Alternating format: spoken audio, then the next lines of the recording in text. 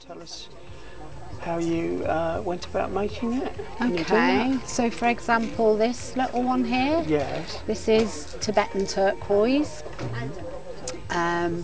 So I actually bought these pieces in India. I'd get some from wholesalers in the UK, but when I'm travelling around, I find them.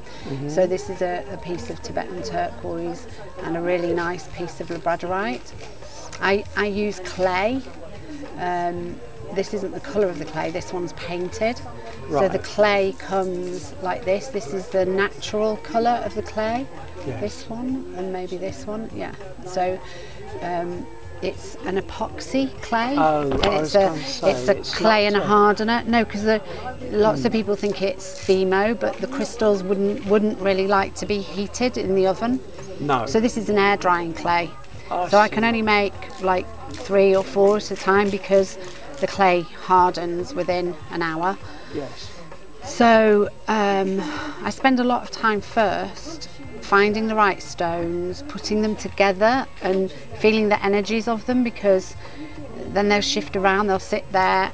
I'll arrange them all out how I'm going to make them. I'll put the main stone with the cabochons, I'll put the main stone with the cabochons, and then I'm like, that one just doesn't feel right, and I'll start shifting them about. Yeah. So it's quite a process, really. Yes, and sounds like it is. And I work intuitively, so I'm never quite sure why I've put different combinations together until somebody appears and just goes, "Oh my God, I love that one," and it's almost like I've made it for them, because the combinations of the crystals are exactly what they need at that time, and that's the whole idea. So you tune into the person themselves, do you? I can do that. I make them to order, yeah. Okay, I make them so to order. that's a bespoke way of working it. Oh, I see. Fantastic. Yeah. I used to make bespoke wedding dresses, and so I'm used to working like that. But I can tune into people's energy, and but usually it's good to have some information about what they're working with, what their issues are, and I can create unique individual pendants for people to help them on the journey. I have to say, I haven't seen anything quite like this before. No.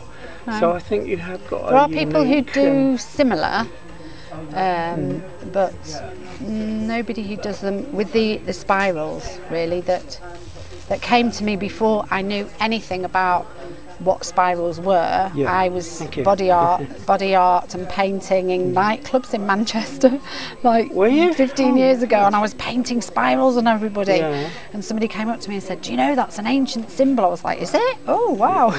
Okay, so you were tuning in. And so I was tuning into now, something. Yeah, absolutely. And now, obviously. Ancestral. And also my name is Jar. My initials are Ann Horrox. So on the back of every pendant is Jar. So it's almost like there's God energy on the back and Goddess energy on the front, so they're really balanced.